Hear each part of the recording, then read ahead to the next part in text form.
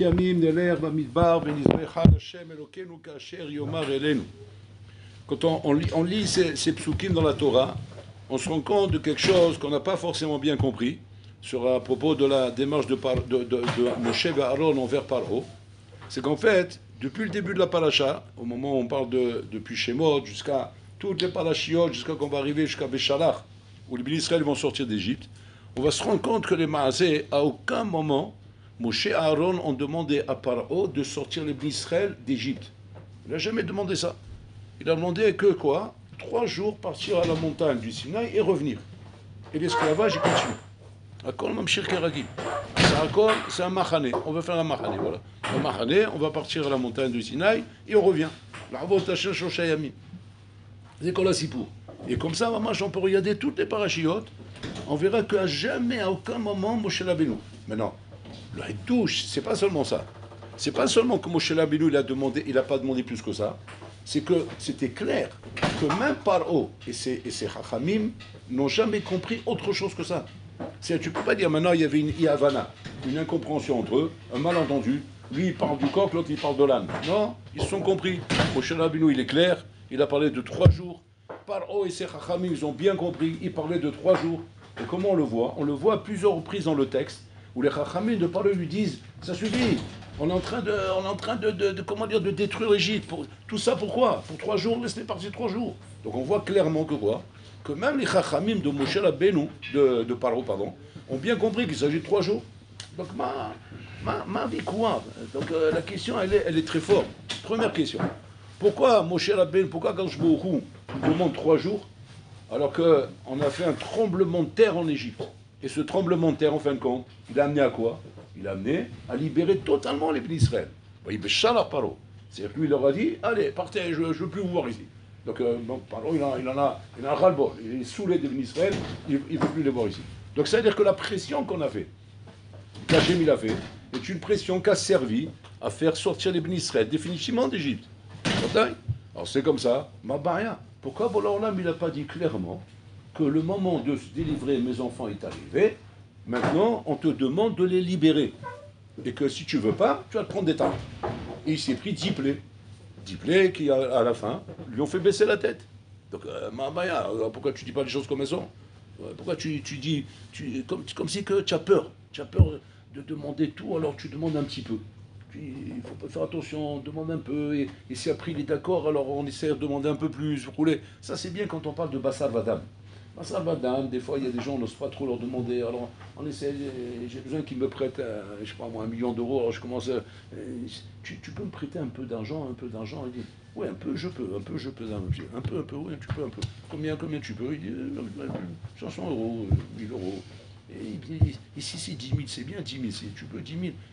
C'est un peu beaucoup, bon, on va voir, on va essayer d'arranger. Il dit 50 000, tu peux ça? Il dit, non, ça sort pas. Il dit, bon, là, tu vas voir.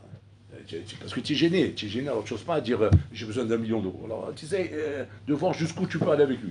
Et quand le bon, il te met le mur, bon, tu as compris qu'on ne peut pas là-bas. Là-bas, c'est pas la peine, il n'ira pas plus loin que ça. Tu peux aller plus loin. Ça, c'est bien, hein, Bassar Vadam. Mais quand il s'agit de Bora Olam, et que Bora Olam, il est le maître du monde, et qu'Hachem, maintenant, il a décidé que ça y est, comme c'est marqué, les cris des bénis Israël est arrivé à moi, et que maintenant je vois combien ils sont en train de souffrir, et je veux les délivrer, le moment de la libération est arrivé, c'est que les bénis Israël vont être délivrés. Bon alors là, qui disent carrément, dis à Aaron et Moshe, allez voir Paro, et dites-lui, ça y est, je veux libérer les bénis Israël, et si tu ne veux pas les libérer, tu vas prendre 10 plaies. Voilà, Nikuda. Pourquoi Bola il demande comme ça? Donc la question, elle est dans les deux sens. Pourquoi Bola il demande 3 jours, et pas définitivement? Et dans le sens aussi. Pourquoi Paro mitakesh pour 3 jours? Parce que même si maintenant on va dire, ok, Hachem on a compris pourquoi il a donné 3 jours. Alors, Zlamata mitakesh, Shayami, Bakara. Arrête, tu es en train de mettre le pays en sang pour 3 jours. Ma cheshbon, ma efsel, ma yachol yot, ma nikuda. Alors en fait, ici, on va nous apprendre en Rabotai un yesod ba'avodat Hashem. Un yesod très chachut dans Avodat Hashem.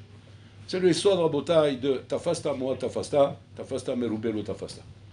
Dans Avodat Hashem, Rabotai, c'est pas que c'est déconseillé, c'est pas que c'est imposé, rouler, zelo aderer. Lo aderer dans Avodat Hashem, de tofes merubé. Lo tofsim merubé b'Avodat Hashem. Ça, c'est aderer, c'est les klalim que Chazal nous ont donnés, al titfos merubé. Tafasta meroubé, lo tafasta. Ils disent pas les chachamim, c'est risqué, c'est dangereux, peut-être tu vas réussir. Quand tu essaies de prendre trop, tu prends rien. Quand tu souhaites de prendre peu, tu prends. C'est-à-dire que quoi? Par exemple, bon, il va dire comme ça. Alors, moi, maintenant, comment dire, je veux commencer à finir tout le chasse. Il a pris sur lui, ça, il s'est levé un matin, il a pris, comment dire, le slimen, il est monté dans sa tête, il a tapé le sang, il est monté à la tête, ouais, parce qu'il a compris que ça suffit, je suis en train de dormir, ça ne peut pas continuer comme ça, je vais finir un bourricot, il va sortir rien de moi. Ça y est, il y en a marre, je finis tout le chasse. Habibi, tu ne feras même pas un taf. Pourquoi? Parce que tafasta meruba, lo tafasta, c'est tout. Ça, c'est sarakol rabotai, c'est de la mousse, c'est de l'éclat, c'est des cris, c'est des paroles, c'est des régachotes. C'est sa'arat régachot, on appelle ça. C'est d'un excès de régachot. On n'avance pas comme ça. C'est pas avec des régachotes qu'on avance dans Avodat Hashem. À Avodat Hashem, on avance avec du da'at, avec de la raison. Avec de la raison. Maintenant, tu dis, ok, alors quoi? Qu'est-ce qui empêche que la raison soit meroubé? Non, la raison, ça ne marche pas comme ça. La raison chez un homme, elle ne fonctionne pas comme ça. La raison chez un homme, elle fonctionne étape par étape. Léat, que les choses énergiques soient bien posées. On rentre chose par chose. C'est ça la raison. On ne fait pas un tas comme ça et on met tout dans. Non, chose par chose. Alors, c'est-à-dire que, comment ça doit être alors? Bon, on va commencer à étudier une macérite.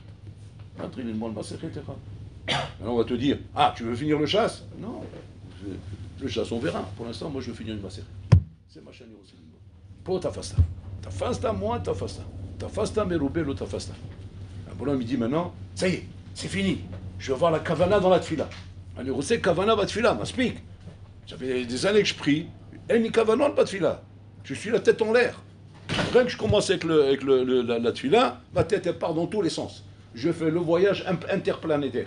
Ouais, je blesse vous toute la planète de Khalal, sauf la tfila. Je suis partout sauf ici. Donc ça suffit. Allez, maintenant, kavana. Ok? Quoi, qu'est-ce que tu veux faire? Toute la tfila avec kavana. Habibi, jamais tu y arriveras. Qu'est-ce qu'il faut faire alors? Commence la première bracha bekavana. C'est où? Première bracha bekavana. Et le reste, Hashem Ya'azor. Là où est ta face. Là, tu vas réussir. C'est-à-dire, tu vas réussir lorsque une ami, ta avoda est une avoda qui se fait petit à petit, étape par étape. Léat. Tafasta, mourouba, tafasta, tafasta. Maintenant, le chitouche, c'est quoi? Maintenant, tu vas me dire, ok, ça c'est par rapport à nous, parce que nous, on est des benadam. Mais vis-à-vis d'Hachem, qu'est-ce que pour l'Olam, il a un problème de dire tafasta merouba, de dire maintenant je veux libérer un Israël complètement, veut couler. Là, Hachem, il te montre l'exemple. Hachem, il te montre comment les maasés, même lui pour l'Olam qui peut tout faire, il te montre les maasés, comment l'Olam a été conçu de cette manière, que les choses doivent se faire étape par étape. Et c'est pas Stam que les Chachamim, bad bebad, parallèlement, ils te disent, là, les Chamel Chalik mort. Parce que quel est le pachat qu'on a quand on fait ça? Quand on travaille de cette manière, tafasta moite, quel est le pachat qu'on a? Mais je terminerai jamais. C'est pas possible. On n'avancera jamais de cette manière. Parce que là, tu me dis, il faut aller doucement. Mais doucement, la vie, elle passe vite. Et comment on va aller doucement? Parce que doucement, c'est trop lent, tout ça. Alors, qu'est-ce qu'ils font, les chazal? Pour te montrer comment on est chalem jusqu'au bout de la chose. Là, les cham et la chalegmo, c'est le bonheur, là, l'osoter tasmo. Il ne se contredit pas. Tafasta, moi, tafasta, filouch, talo, gomer. Même si tu ne termines pas. L'Ikar, c'est que tu travailles. L'Ikar, c'est que tu avances. Et comme dit le Hazekouni, c'est un farège de la Torah, il dit là-bas, Sha'anan Saadeh, que si on t'avait laissé dans ce monde, il dit quelque chose là-dessous là-bas, on t'aurait laissé dans ce monde, oui, 10 millions d'années, tu aurais terminé. Ah ouais, 10 millions d'années, ouais, bien sûr, Mustama, j'aurais terminé. Mais attends, mais tu te rends compte de quoi tu parles? Tu es en train de parler, tu me laisses ici dans ce monde 10 millions d'années. Mais moi, elle voit que je suis dans ce monde 70, 80, 120 ans maximum. Après, c'est Nigma, c'est pour. Donc, dis-moi quelque chose de plausible, quelque chose de réel, pas quelque chose d'irréel. Il te dit ça exprès pour te montrer chez lui Alecham et la Chaligmo. Et que le Ikar, c'est quoi? C'est le Anan Saadeh. Anan Saadeh, qu'on sait que maintenant, la manière comme tu t'es mis au travail, Anan Saadeh, que tu termines. Et là-bas, regardez comment il appelle ça. Il appelle que quand le bonhomme, il a comme ça un tournil pour avancer, un tournil clair qu'il a mis en place, avec un projet d'avancer, de terminer dans 10 000 ans. C'est comme ça qu'il va terminer dans 10 000 ans. Ouais. Il dit là-bas, pourquoi cette chose-là, Nachilami, te rend méritant après 120 ans? Parce que tu n'écras à nous, Salpi à Dibour. En dessous, ils t'ont pris. Ils t'ont pris, on t'a pris de ce monde. On t'a pris de ce monde. Mais en Anan Saadeh, que si on ne m'avait pas pris de ce monde, on m'aurait laissé dans ce monde, j'aurais terminé cette chose-là. C'est un moment la saute qu'on m'a pris. Alors on m'a pris, c'est pour ça que je n'ai pas terminé. Et ça, c'est considéré, Nachinami, comme si tu avais terminé la chose. C'est Nora Vayom. Nora Vayom, comment la Torah nous apprend, Rabotai, de quelle manière on travaille. Maintenant, malheureusement, les Sarah me balbel autant. Ils nous embrouillent. On nous fait croire qu'effectivement, quoi, qu'il faut faire vite, il faut avancer vite, il faut ça, dimion, inanim. Mais de cette manière, pas seulement que tu vas pas y arriver, mais tu vas même pas commencer, Bichlal. L'autre fasta, c'est pas marqué ta fasta que ça. L'autre fasta, Bichlal. Donc, c'est comme il nous apprend ici. D'abord, tu dois dire à Paro qu'on va sortir pour 3 jours. C'est quoi l'union de 3 jours, Rabotai? Arrête, la Kavana, on la connaît, la Kavana. C'est qu'Hachem veut libérer Am Israël. Il veut les sortir de Nahorim. Alors, Mima Nafshar, la question elle se pose. C'est vis-à-vis de qui que tu dis 3 jours? C'est vis-à-vis de Paro ou vis-à-vis des bénis Israël? Et là, on se pose la question, parce qu'a priori, c'est à Paro qu'on est en train de parler. Donc les rois, c'est avec lui. Si c'est avec lui, Marc pas dit maintenant ce que je lui dis. Si moi je lui dis maintenant, définitivement, bien 3 jours. En vérité, non, on ne parle pas à Paro. Tout ça, c'est pas vis-à-vis de Paro, c'est vis-à-vis des bénis Israël. Vis-à-vis des bénis Israël, que les bénis Israël comprennent que quoi? Que d'abord, il faut que tu t'inities à la Vodat Hashem d'abord. Il faut que tu sortes de ta galoute qu'il y a dans ta tête, Bichlal, que jusqu'à maintenant, ouais, tu étais un petit parigot qui vient du pays des Gaulois là-bas, ouais. Ou chez toi, Avodat Hashem, c'est comment dire, c'est la guerre des étoiles, c'est une histoire de martien, Bichlal. Et que maintenant, tu vas commencer à t'initier à ça, à devenir un Ben Torah. Devenir un Ben Torah, Rabotai, c'est pas un déguisement. C'est pas un déguisement, je mets une chemise blanche, je mets un chapeau, je suis un Ben Torah. Devenir un Ben Torah, Rabotai, c'est changer toutes ses coutumes, c'est changer son esprit, c'est changer sa façon de parler, sa façon de réfléchir, c'est des hôtes, c'est tout changer, Rabotai. C'est un changement radical. C'est métamorphoser une personne. Donc, Vadaï, que quand on parle de choses comme ça, Rabotai, ça ne peut pas se faire comme ça sur un pied. Un d'avoir cassé. Et là, il faut que ça se fasse Rabotai progressivement. Donc, il faut d'abord ce qu'on appelle Shlosh Shayamim chez la Voda. Il faut ce qu'on appelle Rabotai une déconnexion. Il faut déconnecter. Déconnecter de la mission du Olam dans lequel tu es. Quand un bonhomme il vient à la Yeshiva, Rabotai, mais il ne se déconnecte pas de son pays, ouais. Il ne se connecte pas de son pays. Il n'y a pas j'ai quitté mon pays. Il n'y a pas lui il ne quitte jamais. Il ne se déconnecte pas de son pays. Ce bonhomme, Rabotai, il n'a aucune chance de sortir d'Égypte. Il ne peut pas sortir d'Égypte. Sortir d'Égypte, il faut se déconnecter. Shlosh Hayamim la'avod et Hashem. C'est se déconnecter d'Égypte. Maintenant, tu vas me dire, comment on voit dans le texte qu'on parle ici d'une déconnexion? C'était que le Massa au Matan, il a commencé avec Paro. Et Paro, il a dit, ok. Bon, au bout de la 7e plaie, ça, il n'en peut plus. Alors il dit, ok. Les Chouz yifrou l'Hachem ba'aretz. Je suis d'accord. Vous allez faire Shlosh Hayamim ba'aretz. Où ça? En Égypte. Vous n'avez pas besoin de sortir d'Égypte, aller au mont Sinaï. Ici, vous allez faire la Voda. Qu'est-ce qu'il veut Paro? Te déconnecte pas. Fais la Voda, mais te déconnecte pas. Paro, c'est le Semet du Yetzara. C'est le Yetzara. C'est-à-dire qu'Avana, garde un kécher. Garde un kécher avec Paris. Garde un kécher avec la France. Garde un kécher avec tes coutumes, avec tes habitudes. Te déconnecte pas complètement. Change pas les gambrés de ton habit. Garde au moins quelque chose qui soit un siman nikar que tu es encore un petit français. Par exemple, mets pas de chaussettes. Par exemple, mets des petites chaussettes. Par exemple, mets un pantalon fuseau. Par exemple, mets un truc à carreaux. Mets un truc avec un petit style à droite ou un petit style à gauche, ou une plume sur le chapeau, je sais pas, un tyrolien, je sais pas. Avec un qu'on voit que tu n'es pas devenu autre chose, un autre produit. Que le produit d'origine, il ne bouge pas. C'est ça, Baales. Ta'avdu Baales. On voit que Paro, il a compris. Il a compris, il a mis la Nikuda qui est ici. Il a compris la Nikuda. La Nikuda, c'est quoi? C'est que Moshe Rabbeinu est en train de demander à Moshe Rabbeinu, à Paro, que la sortie d'Égypte ne peut pas se faire comme ça, comme simplement partir d'ici comme ça, parce que ça ne me sert à rien. Ça ne me sert à rien, Bichlal, de prendre un peuple, de le prendre d'ici et de l'amener là-bas, c'est un déplacement géographique. Un déplacement géographique, Rabotai, c'est pas un Ben Horim, c'est pas une sortie d'Égypte. On ne sort pas d'Égypte un bonhomme qui est esclave dans sa tête, Rabotai. On ne sort pas d'Égypte un bonhomme qui est esclave dans sa tête. Il est en Égypte où qu'il aille. Même si maintenant je vais lui donner le 10 millions de croix, ça y est, maintenant tu es libre, ouais, il est esclave, dans sa tête il est esclave. L'esclavage il l'amène avec lui. Il c'est un helsa d'esclavage. C'est pas un esclave parce qu'il est en Égypte. C'est un esclave parce qu'il est esclave dans sa tête. Donc, mais là, le Yazor Kloum, Bichlal. Le Yazor Kloum. Donc, qu'est-ce qu'il faut, Bichlal? Il faut d'abord, Bichlal, qui se déconnecte de son origine, pour arriver à pouvoir décoller. Maintenant, c'est quoi la peur qu'on a? La peur qu'on a, c'est quoi? C'est qu'on n'a pas envie de se dépersonnaliser. On n'a pas envie de devenir autre chose, ou bien devenir une personnalité qui n'est pas la mienne, Bichlal. Non, on ne parle pas de ça, Habibi. On parle ici d'une déconnexion qui est nécessaire, pas parce qu'on veut changer ta personnalité.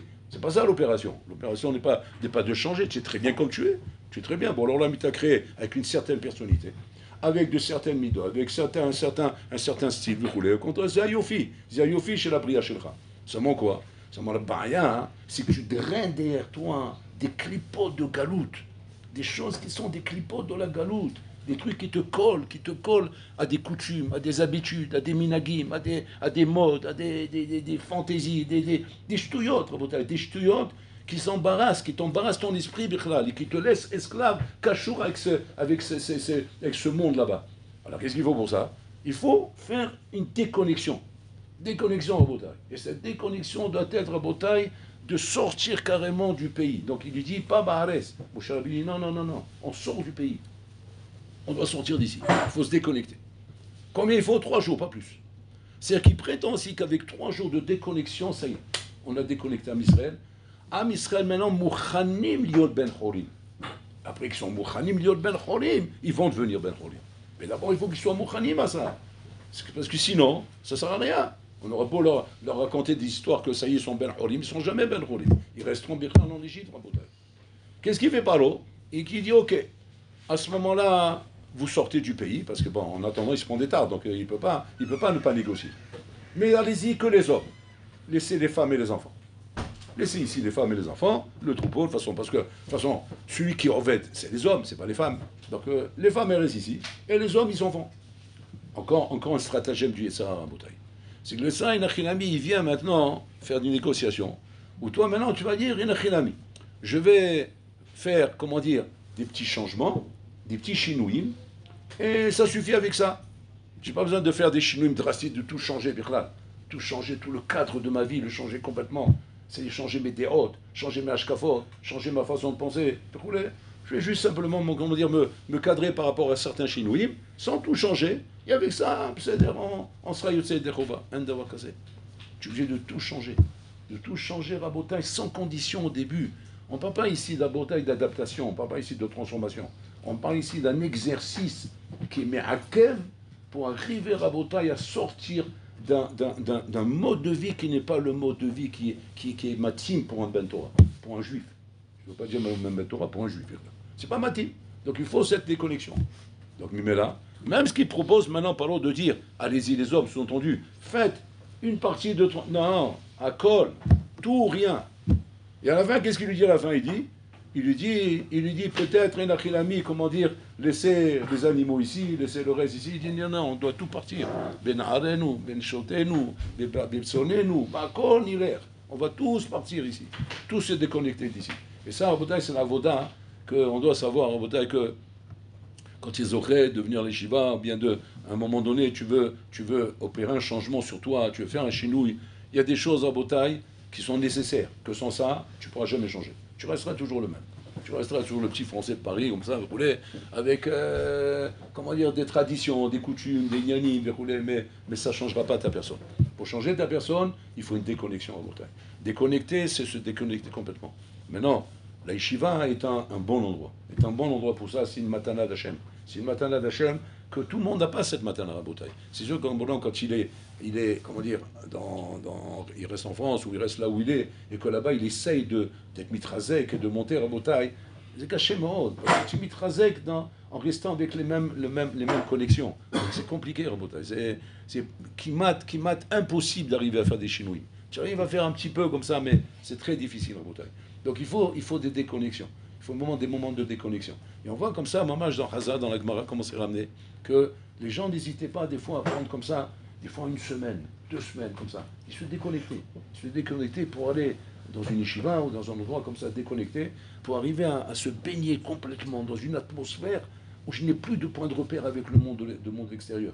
Donc c'est pas stable quand vous dites à l'Ishiva, par exemple, mettons iPhone au vestiaire, mettons iPhone abandonne lâche tes armes, lâche tes trucs, tes ignanim. C'est pas stable, comment dire, pour t'embêter, pour dire, ouais, ils m'ont pris ça, ils m'ont vidé, ils m'ont dénudé, ils m'ont tout pris, ils m'ont rien laissé. On dirait, j'ai même plus de point de repère qui je suis, je sais même plus comment je m'appelle, je sais même plus qui je suis. C'est une erreur, c'est pas faux. C'est pas une opération pour stamp. Non, c'est une opération pour t'aider à te déconnecter, c'est tout. à t'aider à te déconnecter, parce que sans ça, la déconnexion ne se fera pas. C'est le changement ne se fera pas. C'est impossible en bataille. Maintenant, il peut rester 1 an, 2 ans, 3 ans, il reste le même bonhomme. Comment il voit qu'il reste le même bonhomme? Pas à l'Yeshiva. À l'Yeshiva, il ne le voit pas, parce que l'Yeshiva, il est quand même dans une atmosphère où, plus ou moins, il déteint un petit peu. Mais dès qu'il va retourner à Botaï, il redevient le même bonhomme, comme avant, même pire qu'avant, même pire qu'avant, parce que tu sais, quand tu as retenu un tuyau de sortir de l'eau, quand tu le lâches, Ravibi, tu sors le geyser et tout ça. Donc il va repartir de plus vert et pas mûr, là-bas de l'autre côté. Donc voilà que quoi? Que le sod à Botaï, qui consiste effectivement à se donner une chance d'arriver à un changement, un chinouille chez soi à Botaï. Un chinouille, encore une fois, on n'est pas là pour te dépersonnaliser. On est là, mamash, pour pouvoir te rendre un Yehudi digne de ce nom. Un Yehudi Shomer Torah ou Mitzvot, comme Moshe Sarir, avec des bonnes ashkafot, avec un bon derrière dans la vie, avec des bonnes résolutions, avec une bonne volonté, une volonté qui peut se réaliser, où tu peux prendre sur toi des kabbalotes, et ces kabbalotes, tu les réalises, Rabotai. Sinon, ça sera constamment Rabotai, ça sera constamment simplement, comment dire, Orlev et Yored, Orlev et Yored, Orlev et Yored. Qu'est-ce qui fait qu'un homme il reste toute sa vie comme ça dans un massacre de Orlev et Yored, Orlev et Yored? Parce qu'il n'a rien ami, parce qu'il n'a pas fait de déconnexion. Et comme cette déconnexion n'a pas été faite, donc rien ne va l'amener, Rabotai, à pouvoir être mitalé. Parce que l'union d'être mitalé, comme on l'a expliqué, c'est pas forcément d'aller en pique. Non, doucement. Mais il doit avoir une aliyah constante chez la personne. L'homme, on doit le voir, par exemple, après 1 an, après 2 ans, après 3 ans, après 5 ans, après 10 ans.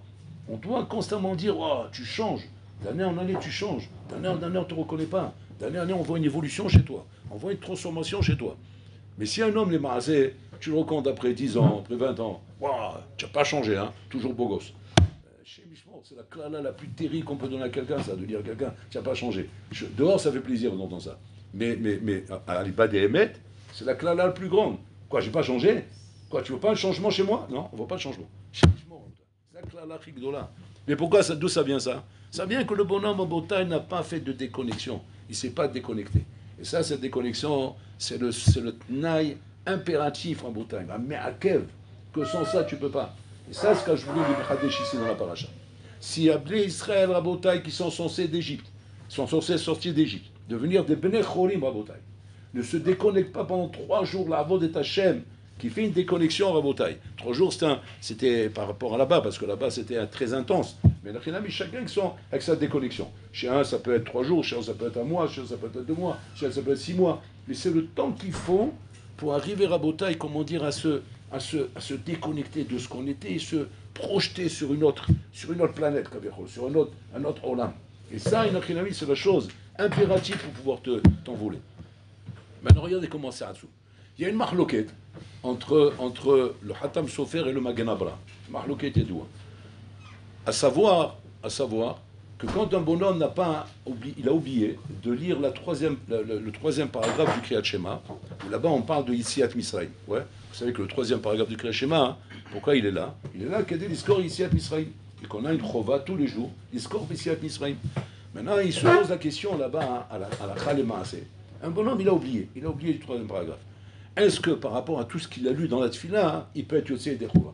Le Magen Avraham, il va être Mehadesh, que si le bonhomme, il a lu au moins, avant le Kriyat Shema, on va dire en Yachar Litoui, il a lu la Shira, Az Yashir Moshe, Yotzei Dechova avec ça de Zikaron Yitziat Misraïm.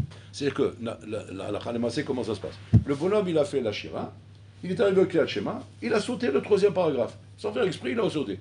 Et maintenant, il a terminé sa prière, et maintenant, Pitom, il se rappelle, il se rend compte qu'il a sauté ce troisième paragraphe. Maintenant, il se pose la question, je suis aussi Techova du Kriyat Shema, ou il faut que je recommence le Kriyat Shema? Le Magen Avraham, il dit non, je ne suis pas obligé de recommencer. Pourquoi? Parce qu'étant donné que tu as mentionné la Shira, c'est Yitziat Misraïm, tu n'as pas besoin de recommencer. Le Hatam Sofer Cholek à la Magen Avraham. Il dit, Bichlalo, il n'est pas Yotzei Dechova avec la Shira. Et pourquoi il n'est pas Yotzei Dechova avec la Shira? Parce que Bichlal, la Shira ne parle pas de Yitziat Misraïm. La Shira, ce n'est pas Yitziat Misraïm. Tout le monde se pose la question, c'est quoi la marloquette? La Shira, on sait très bien.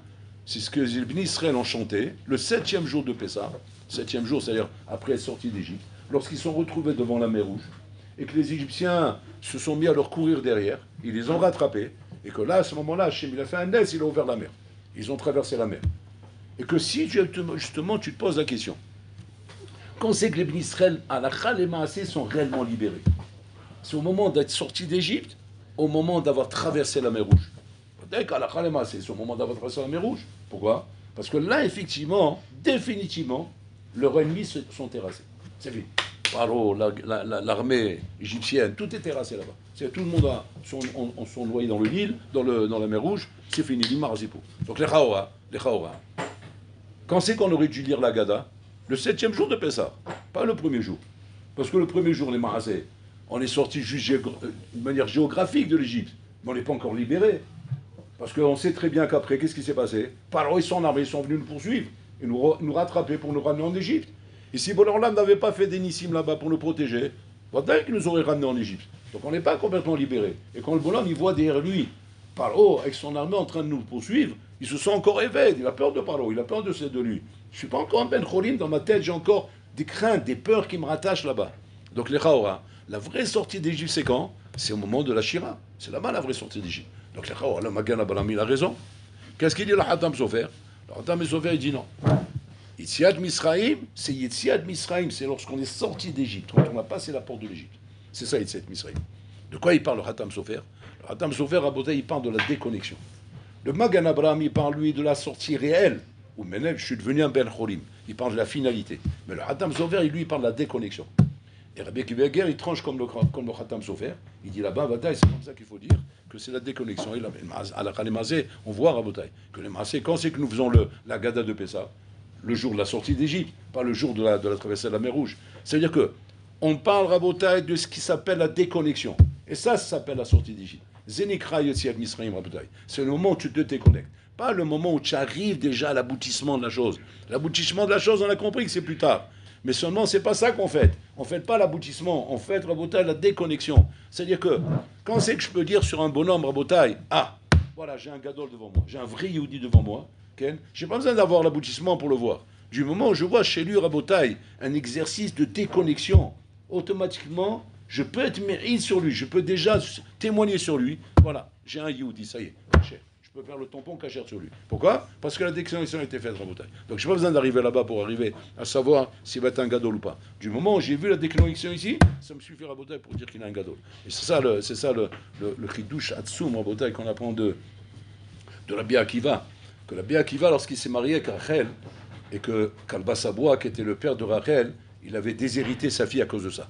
Il a dit, si c'est comme ça, tu ne verras pas un sou de moi. Il a déshérité. Donc elle est partie vivre avec un jardinier. Rabbi Akiva était jardinier, et lui, en plus, c'était le jardinier de Kalba Saboua. Donc même son boulot, il a perdu. Donc c'est-à-dire qu'il n'a plus rien maintenant. Là, maintenant, il est Habibé, il vit là-bas dans une grange d'une étape de chevaux. Ça, la nuit de noces, ils l'ont passé sur de la paille dans une étape de chevaux. Imaginez-vous un petit peu. Ils ont dormi là-bas, voilà comment ils ont dormi, voilà comment ils ont passé la nuit de noces. Regarde la vie qui les attend. Et surtout que Rachel, c'est une milliardaire. Elle vient de la maison de Kalba Saboua, un milliardaire. Puis Tom, il lui dit, déshérité, tu n'as plus rien. C'est pas seulement déshérité, c'est que tu n'auras pas un sou de moi. Et elle accepte. Elle suit Rabbi Akiva. Rabbi Akiva, en attendant, il suit les conseils de sa femme Rachel qui lui dit, j'ai qu'un objectif dans ma vie, j'ai qu'une ambition dans ma vie, tu deviens un gadol. L'argent, je m'en fiche. Maintenant, Rabbi Akiva, il avait du mal à croire ça. Il avait du mal à croire qu'on peut être mévater comme ça sur l'argent. Adam mévater kacha la kesef. On ne parle pas d'un kesef d'imioni. Peut-être tu l'auras, peut-être tu l'as pas. Je l'ai. Il est là. Il est à moi. Elle est fille unique de Kalba Saboua. C'est-à-dire que toute cette richesse, le palais de Versailles, le château de Versailles, le château de là-bas, tout est à moi. C'est à moi, ça. Je m'installe dedans. Je peux avoir autant d'argent que je veux, quand je veux et comme je veux. Maintenant, qu'est-ce qu'on te dit? Chôme d'avoir. Plus rien. Déshérité. Tu n'as plus un sou. Tu n'as plus un copec. Tu ne peux même pas t'acheter un fer-à-faire. Elle va taire sur ça. Rabbi Akiva, il a du mal à croire ça. Lui, il n'a pas de nafkamina. De toute façon, c'est un tafran. C'est un misérable, c'est un charlatan. Il n'a rien à perdre ni rien à gagner. Il a peut-être quelque chose à gagner parce qu'il a au moins une femme tzadiket. Mais en attendant, il n'y a pas de nafkamina pour lui. Et il ne sait pas si elle est capable de ça. Mais il voit comment Rachel, elle est tenace. Elle lui dit, tu vas devenir un gâteau, tu vas devenir un gâteau. Et elle le pousse. Elle le pousse à devenir un gâteau. Et en fin de compte, Rabbi Akiva, qu'est-ce qu'il fait? Il va au Talmud Torah pour apprendre à lire. Et après, il va à Yeshiva Ktana. Après, il va à Yeshiva Gdola. Et après, il devient Talmid Chacham jusqu'à qu'il devient Gadolador. Le Sipour Bekitsur. Gadolador. Jusqu'au moment où Rabbi Akiva se trouve avec Abiezer, son maître. Abiezer Agadol, son maître. Et ce jour-là, Kalba Saboua vient lorsqu'il y a une yeshiva gdola, que là-bas il y avait tous les chachamim assis, parmi eux Rabbi Eliezer, Rabbi Akiva, tous les chachamim étaient là-bas. Et Kalba Saboua, bien sûr, comme un homme qui est très riche, il a été invité dans ce jour-là. Et quand il est arrivé là-bas, Kalba Saboua, okay, il n'a pas reconnu Rabbi Akiva. Il n'a pas reconnu, il avait changé complètement depuis l'époque où il était. À l'époque, il était sans barbe, avec un chapeau sombrero sur la tête, en paille, roulé. C'était un paysan, quoi, un jardinier. Et maintenant, tu vois, avec une barbe comme ça, tu vois Mamash Moshe Rabbeinu devant toi. Et Rabbi Eliezer Gadol donne la parole à Rabbi Akiva. Il le fait parler. Et là-bas, bien sûr, il leur dit des chidushim, mais ils sont tombés à la renverse, les gens. Quand Rabbi Eliezer il se tourne vers Kalba Sabo, il lui dit, tu aurais aimé un khatan comme ça, hein? Comme ça, il lui dit. Il dit, qu'est-ce que j'aurais donné pour avoir un khatan comme ça? Toute ma vie, j'ai espéré ça. Toute ma vie. Et en fin de compte, qu'est-ce qu'elle a pris, ma fille? Un jardinier. Un jardinier qui plante des patates. Voilà ce que j'ai. Il s'est mis à pleurer Kalba Sabo. Rabbi Eliezer il lui dit, si maintenant je te disais que ton khatan, c'est lui. C'est Rabbi Akiva. C'est lui. Akiva, très bien Akiva, c'est Rabbi Akiva. Alors tu dis quoi? Mais impossible. Impossible. Rabbi Eliezer, vous ne connaissez pas mon khatan. Vous ne connaissez pas qui c'est. C'est un Ahmar. C'est un Ahmar. Quand je l'ai donné, quand ma fille l'a pris, s'est marié avec lui, il a 40 ans. Il ne sait même pas lire, il ne sait même pas écrire. Ça ne peut pas être lui, c'est pas possible. Ça qu'il a montré que c'était lui. Maintenant qu'il a montré que c'était lui, Rabbi Eliezer lui dit, maintenant, ça y est, il faut lever ton herem. Ton herem et ton éder, il faut l'enlever. Il faut enlever ton éder. Alors, Makom, c'est-à-dire, genre, ça y est, il faut les rincer, quoi. Il faut les rincer. Et là-bas, il dit, il n'y a pas de problème, il est d'accord, et Rabbi Eliezer, il a enlevé le néder. Tout sort à la Makom, il pose du coup Shahatsuma. Il demande, attends, mais ça, c'est poter un néder benolad. Un potrim néder benolad. C'est quoi benolad? Benolad, c'est-à-dire que c'est dava. Shula ya kayam, beozman un néder. Et quand il a fait le néder, lui, il a fait le tas de ce qu'il y avait devant lui, pas le tas de ce qui va se passer après. Un truc comme ça n'est pas un pétard dans un néder. On ne peut pas être poter un néder sur un olad. Il faut que la chose existe, seulement je ne savais pas. La chose existe maintenant, mais je ne savais pas. Mais si la chose n'existait pas maintenant, et qu'elle s'est passée qu'après, ce qu'on appelle nolad, l'opotré néder benolad. Attention, il pose du coup Shahatsuma. Il dit, comment Rabbi Eliezer, il a pu être poter benolad là-bas? Et qu'est-ce qu'il répond là-bas, Tosot? Tosot, il dit, c'est l'onolad. Il dit, Chazaka, Shadam olech leishiva, shiunia adam gadol. Il dit, Chazaka, adam va leishiva, niya adam gadol. Pas niya adam gadol. Niya adam gadol. Ça y est, il a adam gadol. Il a fait mot. Maintenant, la question elle est comme ça. Alors pourquoi je ne le vois pas? Pourquoi je ne vois pas que je suis adam gadol? Quand je me regarde à la glace tous les matins, je vois un Bob Dylan, je ne vois pas un Adam Gadol. Ouais. Où il est Adam Gadol? Habibi, l'Adam Gadol, il est là. Seulement, malheureusement, tu déconnectes pas le Bob Dylan. Et c'est pour ça que Nachinim, tu ne vois pas le Adam Gadol. Il faut déconnecter, Habibi. Change ton look, change ta tête, change ton habit, change tes affaires, change ta façon de parler, change tout ça, ne serait-ce que pendant une période. Et là, tu vas le voir apparaître le Adam Gadol. Si tu ne veux pas tout ça, alors tu restes accroché à ton chérès là-bas, oui. Alors va que la Dame Gadol, on ne le voit pas apparaître, parce que tu restes accroché malheureusement. C'est-à-dire, maman, c'est nous, Rabotaï, qui faisons la gadloute ou pas la gadloute. C'est entre nos mains, Rabotaï, c'est entre nos mains. Malheureusement, quand on ne veut pas ce qu'il faut faire, alors il ne faut pas s'étonner, Rabotaï, que les choses ne sont pas et ne se passent pas, Rabotaï. Les Gdolim, quand ils sont arrivés dans les mêmes conditions, ils ont commencé avec les mêmes conditions que chacun de nous, Rabotaï. Chacun de nous. La différence, c'est quoi? C'est qu'un, il y a cru, l'autre, il n'a pas cru. Celui qui a cru, Rabotaï, il a fait la déconnexion, il s'est mis à fond. L'autre, il n'a pas cru, il ne s'est pas mis à fond. Alors, mais là, qu'est-ce qui s'est passé? Un, il est resté le même, alors qu'il pouvait devenir. L'autre, il n'est pas resté le même, il n'est pas devenu Rabotaï. Le Chazon Ish, il raconte comment ils étaient assis au même banc du Talmud Torah, lui et Einstein. Einstein, celui qui a fait la bombe atomique. Il dit au même banc du Talmud Torah, il dit, je le connais Einstein, c'était mon chaver de banc au Talmud Torah. On était assis un côté de l'autre. Et il dit à cette époque-là, tout le monde disait, comme c'est dit le Chazon Ish, tout le monde disait qu'Einstein c'est le futur Gadolador. Il dit, personne n'a dit sur moi que j'étais le futur Gadolador. Comme c'est dit le Chazon Ish. Et les Maaseh, il est devenu le Gadolador de la bombe atomique, oui, et moi je suis devenu le Gadolador de la Torah. Ouais. C'est-à-dire quoi? C'est quoi la différence? Comment ça s'est passé? Ça s'est passé qu'en fin de compte, le potentiel, qu'il avait un potentiel même plus que le Chazon Ish. C'était un monstre. Einstein, c'était un cerveau, mais de l'au-delà. Et donc, c'était pas chose que, comme on le voyait, Rabota, bah, c'est pas c'est le gadolado. La base, c'est quoi? La base, c'est qu'il n'a pas cru en la chose. Il n'a pas cru en la chose, il n'a pas pris au sérieux. Il n'a pas pris au sérieux ce qu'il aurait été capable de faire.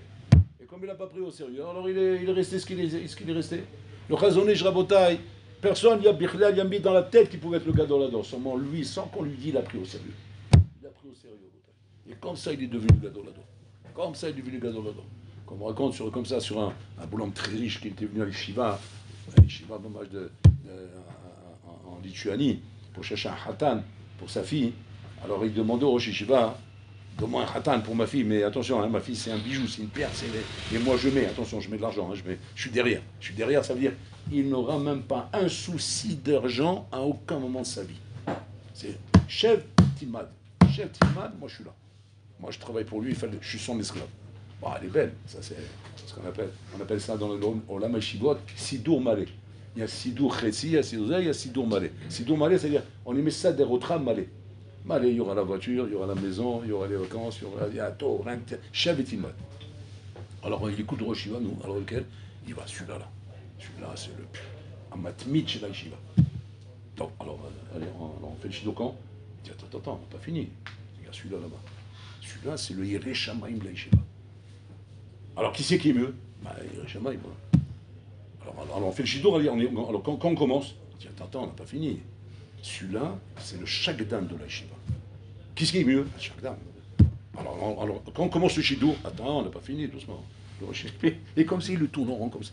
Il fait comme ça. Et celui-là, et celui-là, et celui-là, et celui-là. À la fin, il dit, regarde, je veux savoir qui est le meilleur. Pourquoi vous me faites tourner comme ça? Ah, tu veux savoir qui est le meilleur? C'est celui-là, là-bas. Qu'est-ce qu'il y a montré? Le Stapler. Il dit, qu'est-ce qu'il a, celui-là, qu'ils n'ont pas tous les autres? Ou Mevakesh. Voilà ce qu'il a. Ou Mevakesh. C'est qu'il n'a pas encore tout ce qu'ils ont, ceux-là. Il n'a pas encore la Yirat Shamayim de celui-là, il n'a pas encore la Tmada de celui-là, il n'a pas encore la Shkeda de celui-là. Il a dit, alors pourquoi tu l'appelles le meilleur s'il n'est pas encore là-bas? Parce qu'au Mevakesh, c'est votre taille que lui il va arriver, mais au-delà de tout cela. Au-delà de tout cela. Parce qu'eux ils sont ça, parce que c'est un Akish, mais lui au Mevakesh. Donc c'est Adam Mevakesh, quand un homme, il arrive, il veut bien là où il se trouve, mais le bonhomme il veut avancer à Botaï. Rotse Mamash, Litkadem, Rotse Latzet, Rotse Ligdol. Il n'y a pas Mevakesh, mais seulement si le bonhomme il n'est pas Mevakesh. Il se contente à Botaï de pas trop vite le matin et doucement le soir. Ça, c'est le proverbe des Aslanim. Pas trop vite le matin et doucement le soir. Donc, mais qu'est-ce qui va se passer? Tu vas rester un petit parigot là-bas, un petit français, tu vas retourner dans ton pays. Tu vas te balader à l'Arc de Triomphe, la Tour Eiffel, la Tour d'Eiffel, et tu vas manger là-bas les casse-croûtes tunisiens, là-bas à Barbès, ou je sais pas quoi, ou à Montmartre, là-bas. Et voilà, et ta vie, elle est faite. Voilà, c'est Zahim Shilcha. Avant de devenir un gadol, c'est un halom qui n'existe même pas dans ta tête, Bichlal. Et pourquoi? Parce que tu n'y as pas cru. Tu n'y as pas cru, malheureusement.